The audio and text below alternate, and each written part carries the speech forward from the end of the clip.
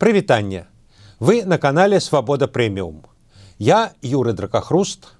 Якімі былі самыя важныя падзеі гэтага году? Якія прагнозы спраўдзіліся, якія не? Чаго чакаць у 25-м? Падводзім вынікі з аналітыкамі «Свабоды».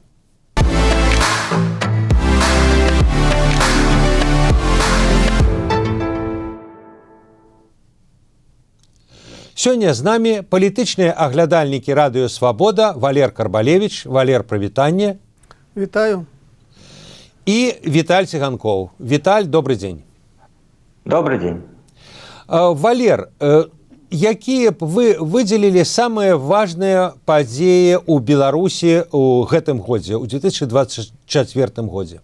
Я б выдзеліў 5 падзеяў, можа нават не падзеяў, а працэсаў даже, якія былі найбольш важнымі і найбольш моцна ўплывалі на ўсё грамадска-палітычнае жыццё. На першым месцы я паставіў палітычныя рэпрэсіі. Яны працягваліся, яны нават узмацніліся, яны распаўсюджваліся на новыя сацыяльныя групы, на новыя некія дзеянні, якія былі крыміналізаванымі, напрыклад, атрымання данатаў. І гэта была такая вялікая адметка году. Другая падзея, якую я падзначыў, гэта пачатак датэрміновых прэзідэнцкіх выбараў. І нават, можа, не самі выбары, колькі удзел у іх Александра Лукашэнкі. Таму што дасюль гадалі, спрачаліся, будзе Лукашенко удзельнічаць, не будзе, пачынаецца транзіт улады ці не пачынаецца. Ну а сваім удзелам Лукашенко зняў усе пытанні і закрыў гэтую тэму. Наступная падзея ці, можа, працэс — гэта вызваленне палітзняволеных, вызваленне па памілаванню. Вызвалена звыш 200 чалавек. І гэта новая з'ява. Гэта азначае, што сітуацыя трохі для рэжыма дыскамфортная, і рэжым хацеў бы рэалізаваць ці намацаць некі план Б, некі запасны варыянт. Трэцяя падзея — гэта тое, што адбылося з Усебеларускім народным сходам. Гэты сход набыў канстытуцыйны статус, і ўсе чакалі, што можа ён стане некім новым цэнтрам улады. Ну а высветлілася, што гэта не так, што гэты орган проста замарозілі і адсунулі ў бок, можа, да некіх лепшых часоў. Нарэшце, 5-я падзея — гэта тое, як Расія выкарыстоўвала Беларусь дзеля таго, каб пужаць Захад некімі ваеннымі, вайсковымі дзеяннямі, некай зброяй і так далей.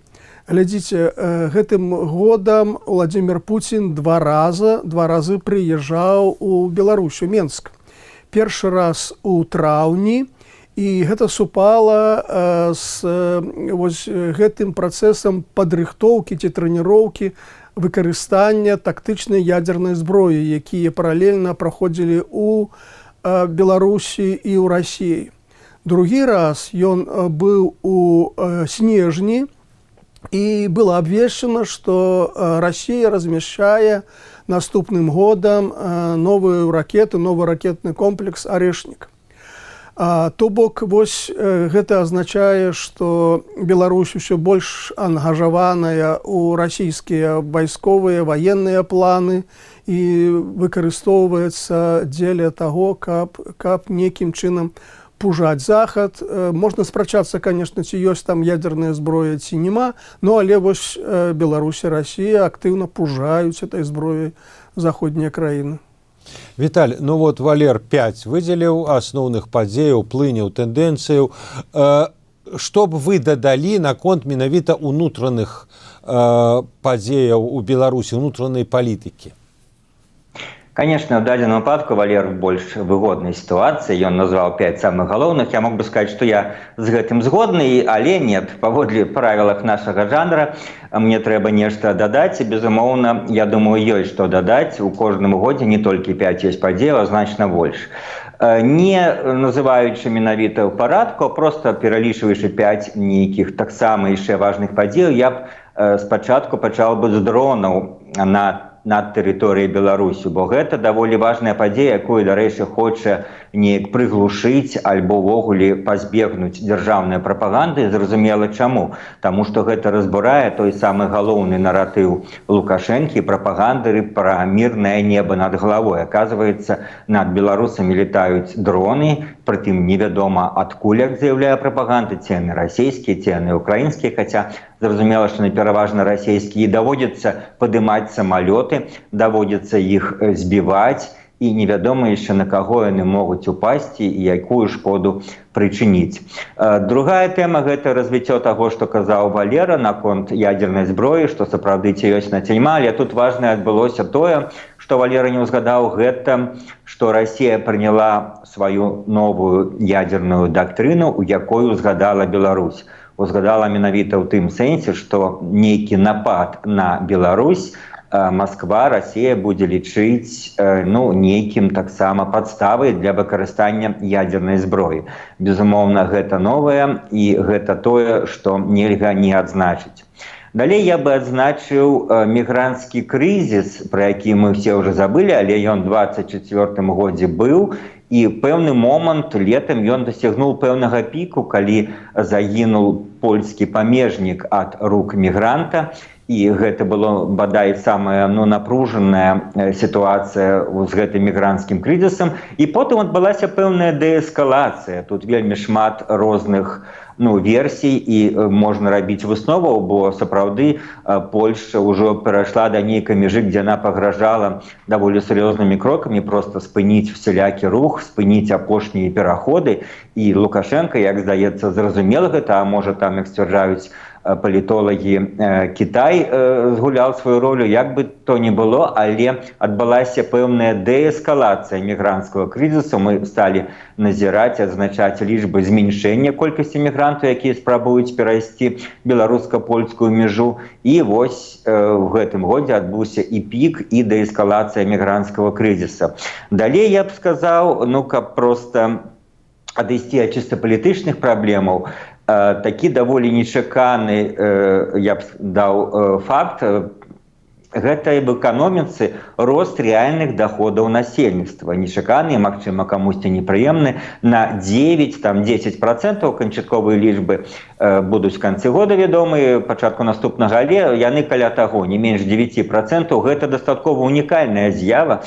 Натуральна, што яна адбылася на фоне падзення 22 году, гэты рост аднаўляльны. Тым не менш, это тое, што не прадказвалі незалежныя эканамісты, тое, што не прадказвалі нават, па-моему, праўладныя эканамісты. Ясна, што улада прадпрымае спробы накруціць штучна гэты рост, але ён адбыўся, і гэта в гісторыі Беларусі даволі унікальная з'ява, рост рэальных даходаў насельніцтва на амаль 10%. І таксама, каб адысці ад палітыкі, я б сказаў, апошняя з'ява, каб трошкі разнастаіць менавіта нашу гэту ацэнку, гэта выхад шэрагу музычных альбомаў, які адбыўся в гэтым годзе за тэрыторыяй Беларусі.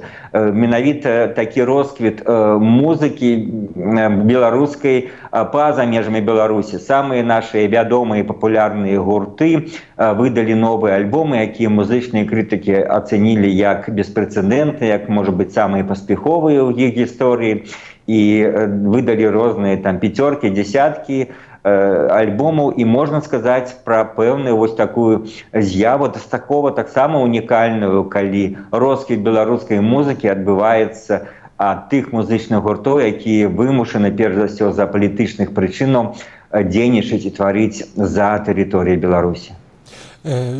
Дзякуй, Віталь. А зараз мы крыху памяняем ролі, і вам пытанне пра галоўныя міжнародныя падзеі гэтага году, якія наўпрост, магчыма, ужо паўплывалі на Беларусь, а магчыма, паўплываюць будучыні. Што б вы вызначылі? Тут, я думаю, збяры большасць аналітыкаў з розных краінаў, усе адзначаць нумар адзін гэта падзеі выбары в США.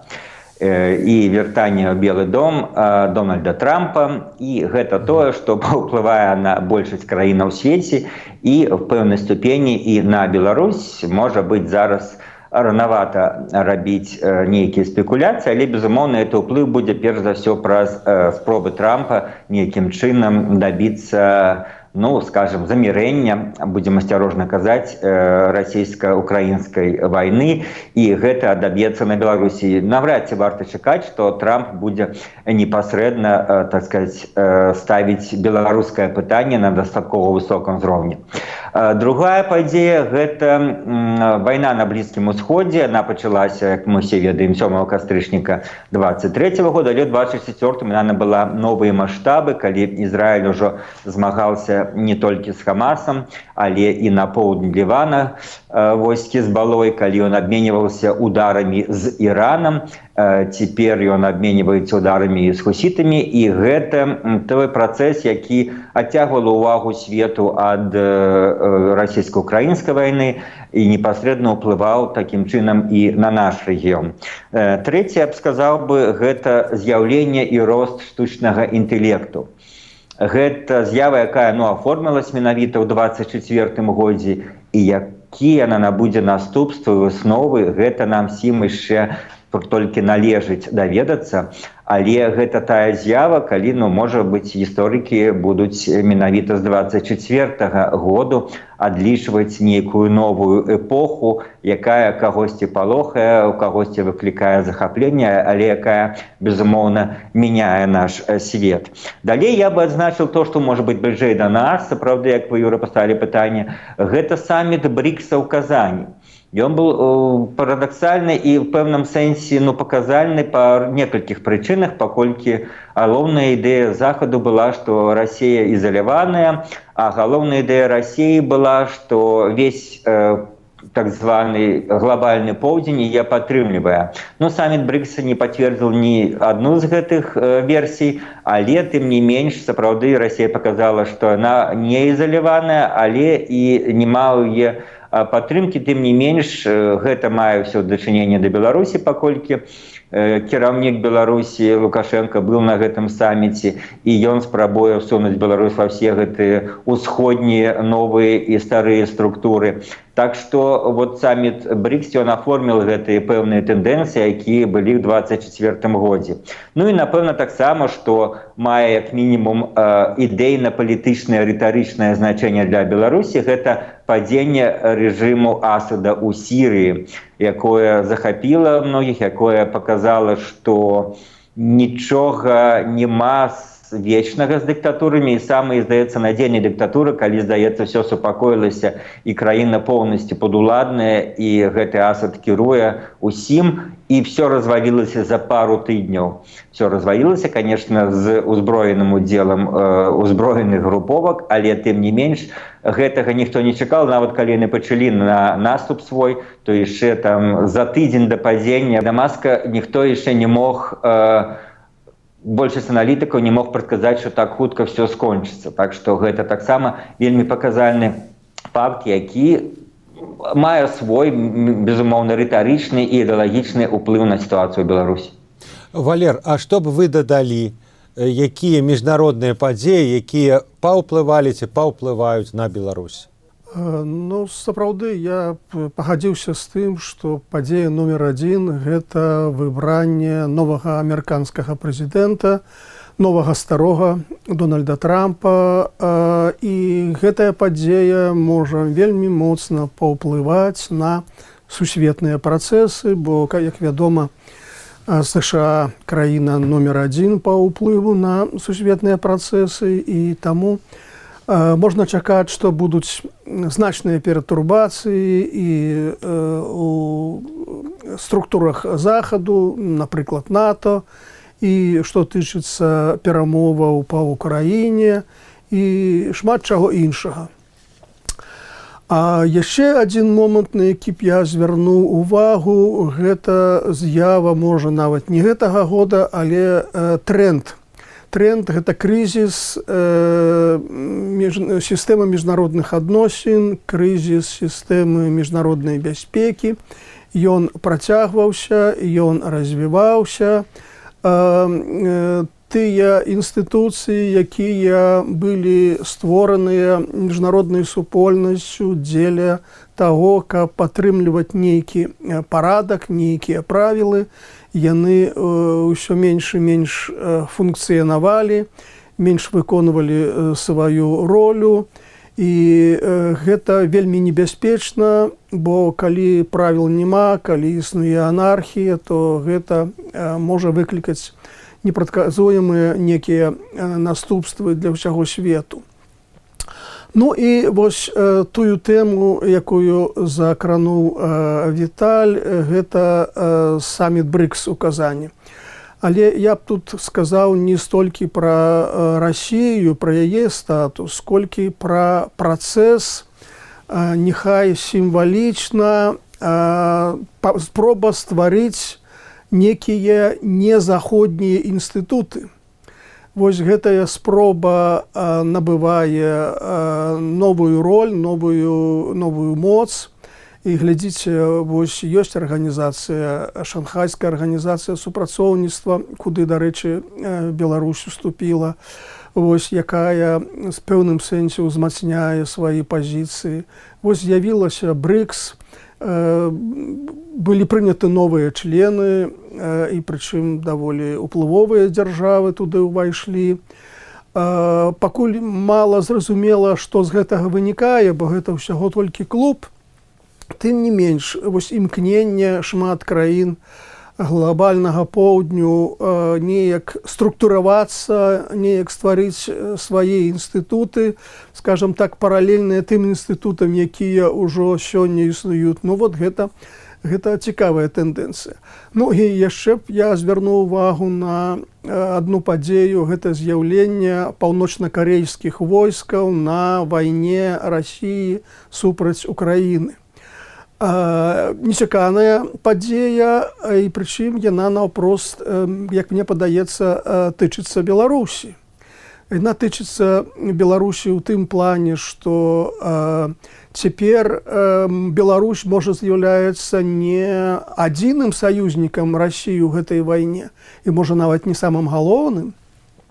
І другі аспект – гэта тое, што дасюль Лукашенко ўвесь час сказаў, што Расіі не патрэбны беларускія войскі.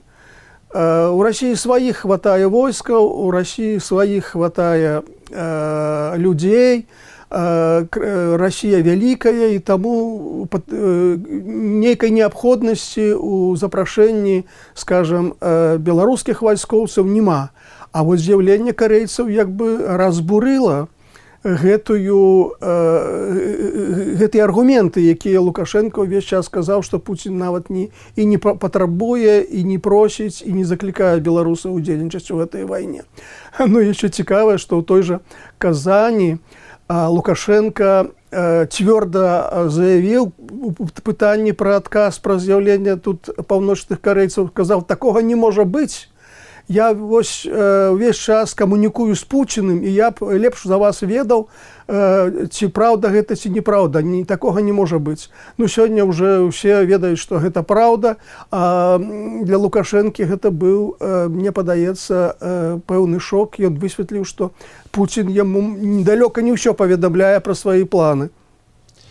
Віталь, і вы, і я, і Валер рабілі апошнім часам выніковыя матэрыялы пра розныя аспекты жыцця ў 24-м годзе. Вось з таго, што вы рабілі, з тых экспертаў, якіх вы апытвалі, якія высновы вам падаліся, ну, скажам, найбольш цікавымі, найбольш значнымі? Ну, вось я бы адзначыў інтэрв'ю, якое, дарэчы, было даволі добра прачытана, маецца на ўвазе наконт клікабельнасці на нашым сайце «Свабоды» з Аркадзем Мошыцам, на якой мы рабілі пра вынікі года ў адносінах з Расіяй. Ён там сказаў такую думку, што, на яго погляд, Лукашенко стаў пачуваць сябе дастаткова некамфортна і неёмка вось в гэтай ролі такога адданага сателлита России и союзника. Маецца на ўвазе, што так, в 24-м годзе, можа, упершыню пасля 20-го, акрамя традыцыйных клятваў і рэальных дзеянняў на карысць Расіі, ён пачал яшчэ шукаць нейкія масты з захадам. Гэта таксама тэндэнцыя, якую мы не адзначалі, но паколькі яна дастаткова неадназначная, але факт, што, ну, трошки я сказал пра яе, калі мы казалі пра мігранцкі крызіс, але факт, што Лукашенко гэта робіць, вызваленне палітвязняў можна таксама ў гэтым аспекце узгадаць, і ён сапраўды спрабуе намацаць нейкія масты з захадам. Магчыма, ён з нейкай прычыны спадзяецца, што з новай сілай гэта тэма можа загучаць пасля прэзідэнцкай кампаніі, калі ён будзе заклікаць захад перагарнуць старонку, вось, маўляў, глядзіце, як мы правялі выбары, нікога там не затрымалі, у нас нават была апозіцыйная кандыдатка, маючы на ўвазе Ганну Канапацкую, і з гэтым вот наборам страваў ён будзе падаваць захаду вот свае прапановы гэтых страваў.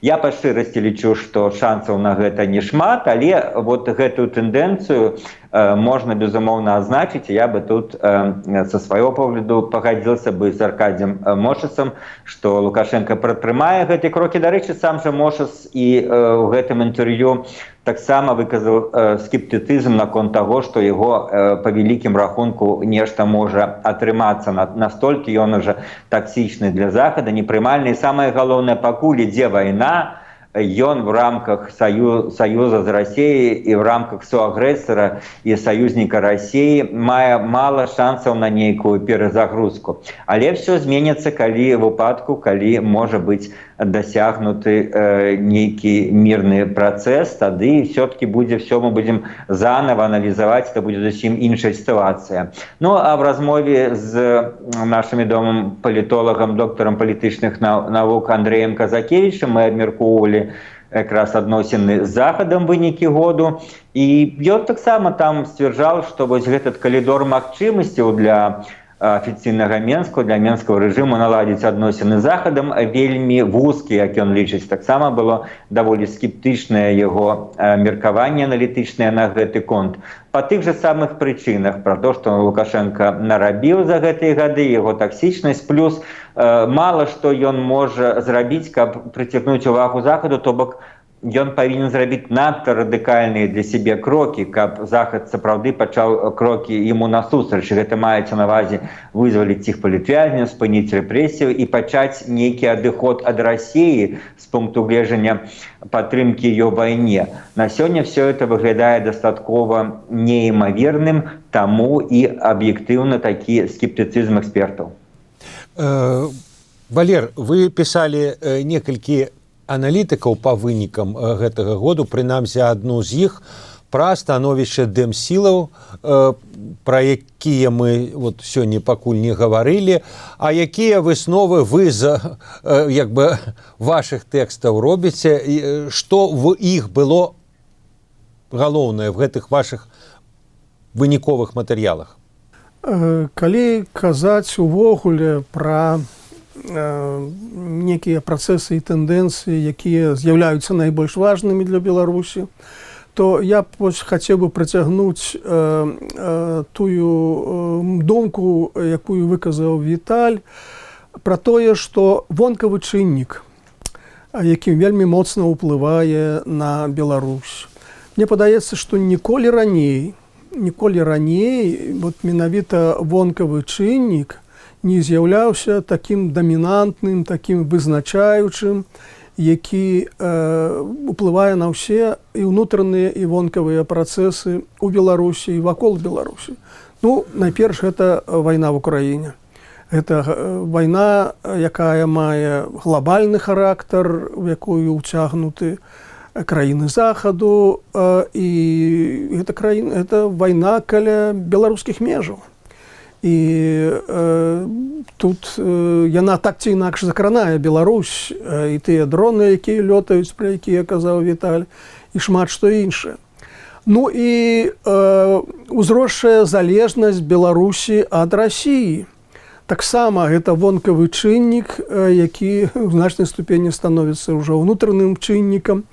І вось гэтыя вонкавыя працэсы, яны уплываюць як на палітыку рэжыма ўнутраную, так і на, скажем так, стратэгіі, планы, тактыку дэмакратычных сілаў.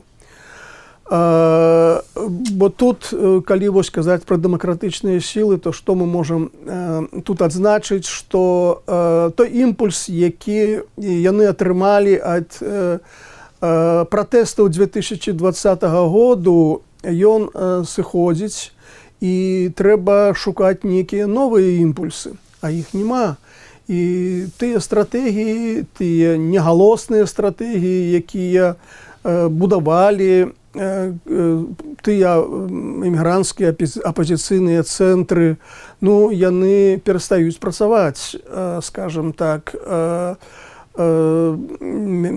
Надзея на тое, што Украіна пераможа ў вайне, і гэта адмоўна паўплывае на стабільнасць пуцінскага рэжыму, ну і потым па прынцыпу даміно гэта паўплывае і на моц рэжыму Лукашэнкі. Ну, сёння бачна, што да гэтага вельмі далёка, скажем так, мякка.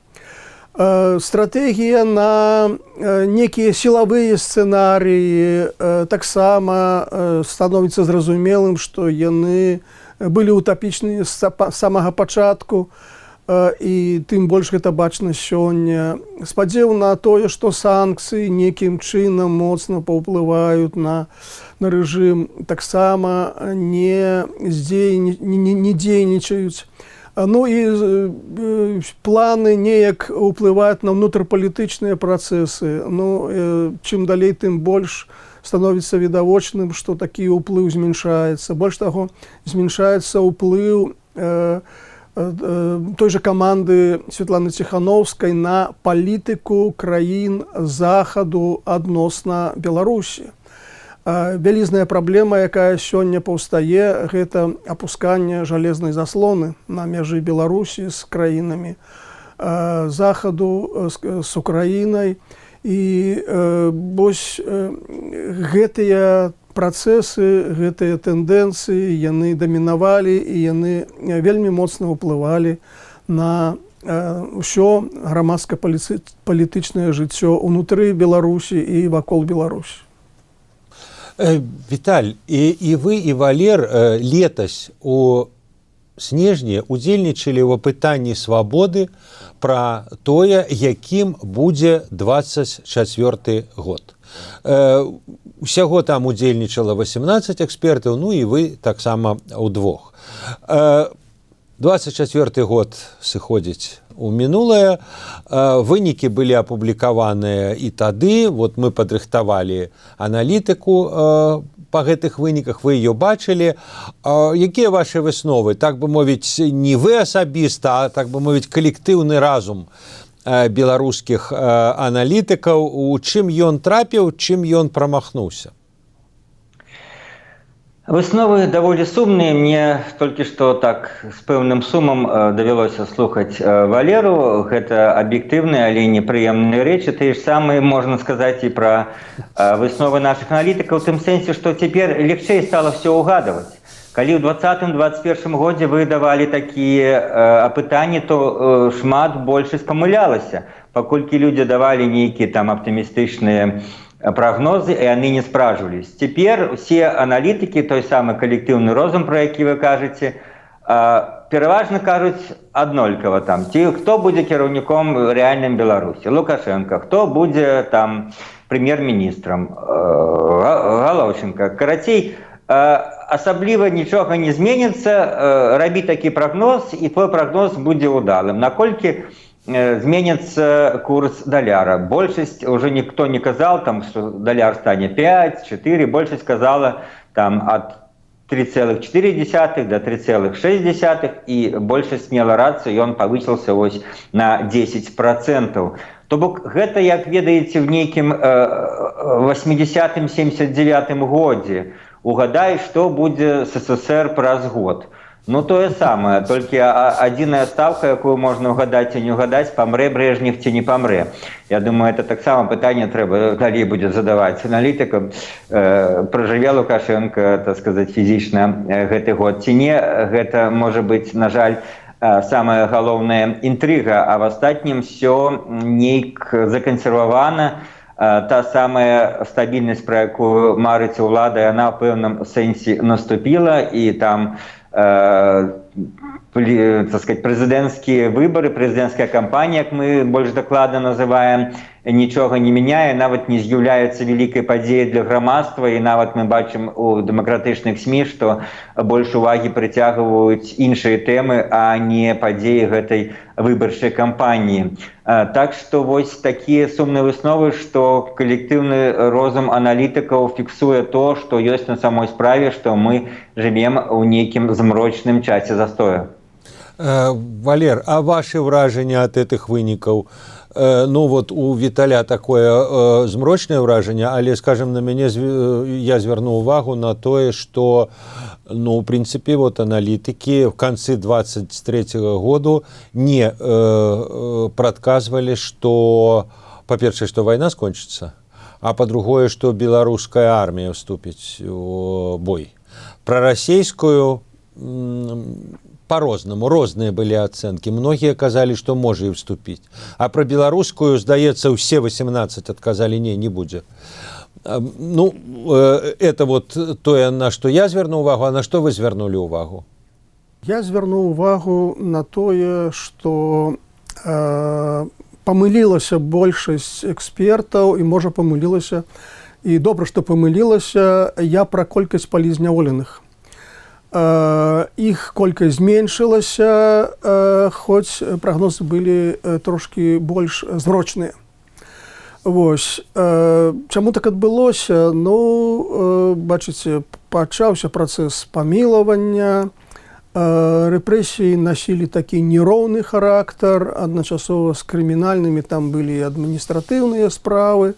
Ну, і яшчэ тут можа быць адна прычына, што працэс засакрэчвання вось гэтых рэпрэсій к канцу года, ён стаў больш відавочным, і, магчыма, проста праваабаронцы не пра ўсё ведаюць. Памыліліся эксперты ў пытанні наконт таго, колькі людзей прыме ўдзел у выбарах каардынацыйнай рады. Насамрэч, іх прыняла ўдзел значна менш, чым прагназавалі эксперты, то бок такая дэпалітызацыя дыяспары была нечаканай, ну, але тут ёсць і важныя прычыны гэтага. Гэта тое, што улады вельмі моцна пачалі рэпрэсаваць людзей, якія за межамі Беларусі, якія ўдзельнічаюць у нейкіх палітычных кампаніях, у іх сталі адымаць маёмасць, і гэта таксама моцна паўплывала на вот эту дэпалітызацыю. Ну і самае галоўнае, мне падаецца, стала зразумела для значнай часткі дыяспары, што, скажем так, блізкіх, хуткіх перспектыў пераменаў у Беларусі чакаць не варта, ну а тады навошта ўдзельнічаць у гэтых палітычных тусоўках. Вось. Ну і наконт пашпарта новай Беларусі, мне падаецца, што таксама былі больш аптымістычныя надзеі на тое, што з гэтым праектам нешта атрымаецца, ну але гледзячы па ўсім, што пакуль атрымоўваецца не вельмі. Ну і цяпер пра будучыню. Вот на ваш погляд, Валер, вам першаму, якія тэндэнцыі, якія падзеі 24-го году хутчэй за ўсё спраецыруюцца на 25-е, будуць мець працяг у 25-м годзе? Вось это пачалося сёлета, а працягнецца на лета. Ну, самая галоўная тэндэнцыя, працэс, падзея – гэта мяркуемыя перамовы па замірэнню ва ўкраіне. Вакол гэтага будуць як бы ісці ўсе перамовы, усе працэсы, усе дыскусіі. І ў гэтай дыскусіі, мне падаецца, будзе ўцягнута шмат краін, не толькі тут ЗША будзе спрабаваць уплываць на гэты працэс, но бачыце, тут уцягнуты і Кітай, і Бразілія, і Індыя, патрохі і Турэччына. І, дарэчы, Лукашенко вельмі актыўна імкнецца з дапамогай вось гэтай сітуацыі геапалітычнай неяк легалізавацца, неяк легітымізаваць сваю ўладу над Беларусю. Бо сапраўды, калі гэта будуць перамовы не проста пра спыненне агню, а пра мір, то у гэтых перамовах павінны ўдзельнічаць і краіны-суседзі Украіны, бо гэта гаворка будзе ісці пра некую новую сістэму рэгіянальнай бяспекі. Вось, і Лукашенко хацеў бы, каб з дапамогай вось такога геапалітычнага пытання праціснуць сваё прызнанне Захадам і атрымаць гарантыю сваёй улады, свайго рэжыма не толькі ад России, але і ад Захаду. Но это такая свызадача, звышідэя, але менавіта гэтым, мне падаецца, галоўным чынам тлумачыцца правядзенне датэрміновых прэзідэнцкіх выбараў у Беларусі. Таму галоўная праблема, галоўнае пытанне наступнага году гэта вось гэтыя перамовы, гэты перамоўны працэс, і гэтыя дыпламатычныя, палітычныя, магчыма, і вайсковыя баталіі вакол гэтай тэмы. І мне падаецца, гэта моцна будзе ўплываць на ўсё, у тым ліку і на Беларусь. Віталь, а вам у пэўным сэнсе адваротнае пытанне, прабачце за каламбур, якіх нечаканасцяў можна чакаць ад 25-го году? Якія тренды 24-го году могуць паламацца ў 25-м? Я б назваў такую рэч, як магчымы эканамічны крызіс в России. На фоне таго, што она сапраўды, як і Беларусь, расла даволі моцна, таго і беларускі экспорт добра сябе адчуваў Россию, але сыходзячы з таго, што вельмі крытычна все-таки ставішся да гэтага, але даводзіцца чытаць шмат аналітыкі, там, тым ліку па расійскай эканоміцы, і все-таки вось гэтыя рэчы, што зараз нават сама улада, яна ставіць расійская на запавольванне эканомікі, але ёсць некалькі фактараў, якія могуць прывесці до таго, што я кажу. Это, перш за ўсё, канешне, і тое, што трэці год вайны, ён там меў нейкі спачатку, это такі станоўчы нават эфект на эканоміку, але все-таки все папярэднія такія войны в России і в іншых краінах паказваюць, што вот часам трэці, чацвёрты год становіцца крытычным, калі ўжо эканоміка можа не выносіць пэўны цяжар тратаў менавіта на вайну. Другое, гэта все-таки удзел санкцыяў. Вось. Ну і трэцяе, што тут можа быць радыкальным, мы памятаем, як потым з успамінаў пісалі розныя палітыкі, як змагались з Савецкім Саюзам, тым ліку дамаўляючыся з савудаўцамі пра тое, каб знізіць цану нафты. І зараз з прыходам Трампа, безумоўна, ён будзе развіваць амерыканскую нафтаздабычу, здымаць всякія экалагічныя ды іншыя перашкоды.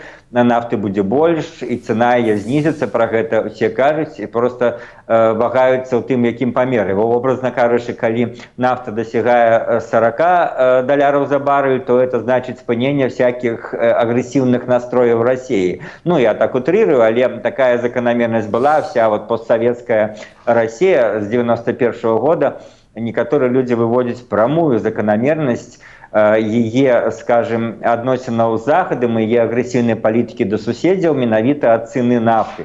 Только нафта падае, то Россия становится больш асцярожнай, скажем, больш стрыманай, а калі нафта Россия проявляе свае імперскія амбіцыі больш явна і пачынае агрэсію і войны. Так что вось спалучэнне всіх гэтых фактараў можа прывесці да, все-таки, пагаджуся з вами, дастаткова нечаканага такога развіцця падзеяў, як даволі, скажем, рэзкі прыкметны крызіс у Расіі. Гэта, раз уж вы задалі, гэта адзін з той варыянтаў, які вельмі можа не адбыцца, але які, пералічваючы все гэтыя прычыны, все-таки мае пэўны працэнт на то, што ён здарыцца. Добра, дзякуй вялікі. Я нагадаю, што з намі былі палітычныя аглядальнікі Радыё Свабода Віталь Цыганкоў і Валер Карбалевіч. А за тым, як будуць разгортвацца падзеі далей, вы, шаноўныя гледачы, можаце сачыць на YouTube-канале «Свабода Прэміум». Да новых сустрэчаў у новым годзе. З Новым годам вас!